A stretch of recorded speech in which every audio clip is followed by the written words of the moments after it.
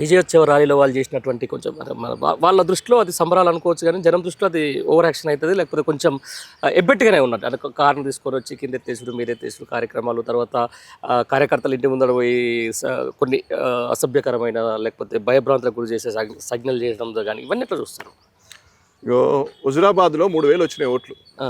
హుజురాబాద్లో ఇప్పుడు ఉన్న బల్మూరు వెంకట్ గారికి కాంగ్రెస్ పార్టీ నుంచి నిలబడితే 3,000 ఓట్లు వచ్చింది.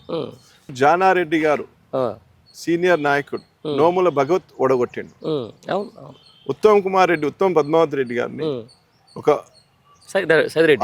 అక్కడ సైదుల్ రెడ్డి కొత్త క్యాండిడేట్ అక్కడ ఓడగొట్టడం జరిగినది. జరిగినప్పుడు వీళ్ళు అలా కారు ఎగిరేస్తే మేము ఆ రోజు చైని గాడిద మీద పెట్టి ఎగిరేయాలా?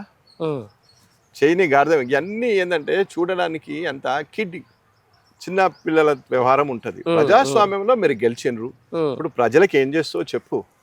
నువ్వు 3 ఏళ్ళు నేను ఇది చేస్తా అది చేస్తా అని చెప్పినావు, గెలిచినావు. ఈ కార్ నేసుడు, క్రేన్ పెట్టుడు, అధికార పార్టీ అదేం పెద్ద అదే విజయం అనుకుంటే అది మూర్ఖత్వం అవుతుంది అనుకుంటున్నాం.